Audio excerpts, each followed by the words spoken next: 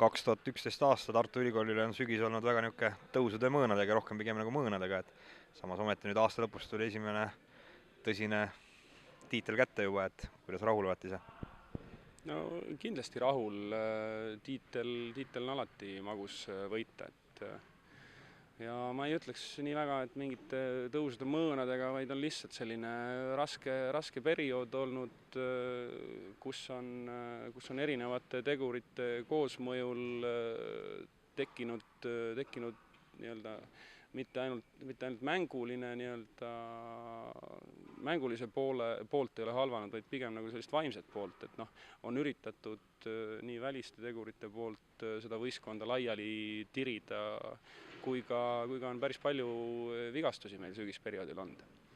Aga iseenesest me oleme selles mõttes protsess on toimunud, töö on käinud kogu aeg selle nimel ja tänase mängu kohta ütleme niimoodi, selles mõttes oli mängulist kvaliteeti, oli hasarti, oli võitluslikkust, oli meeskonna kokkuhoidu, et ma arvan, see nii-öelda andis sellise hea emotsionaalse laengu aasta lõpuks. Samas jälle 2 päeva pärast tuleb sinna sellesse rutiini tagasi minna ja kus tulevad lõunanaabrite võistkonnad vastu ja seal on samamoodi vaja seisu nii-öelda tugevdada, parandada. Kalev millega suutis täna teid üllatada ka või olite kõigeks valmis ja üllatuse Kalevi suut pakkuda? Ei, mingit sellist erilist üllatust küll ei tulnud, et ma arvan, et võistkonnad on suht ikka läbi ja lõhki, tunnevad üksteist, need välismängijate pilt saab ka esimese paari kuuga ma arvan selgeks ja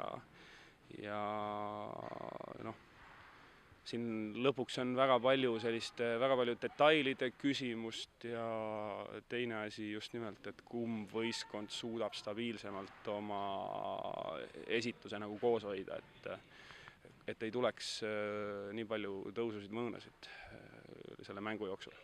Valla Allingu hea mäng oli meeldiv üllatus või oligi plaanitud mängida väga palju tema peale?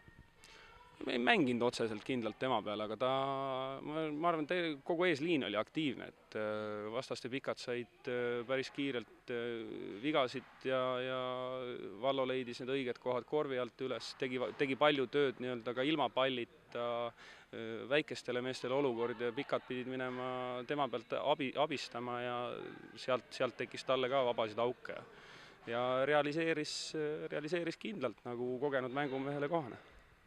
Mitu päeva puhkust karika võitnud meeskond saab ka? 2 päeva puhkame ja siis hakkame valmistuma Balti liiga mängudeks. Selge, aitäh ja jõudu! Aitäh!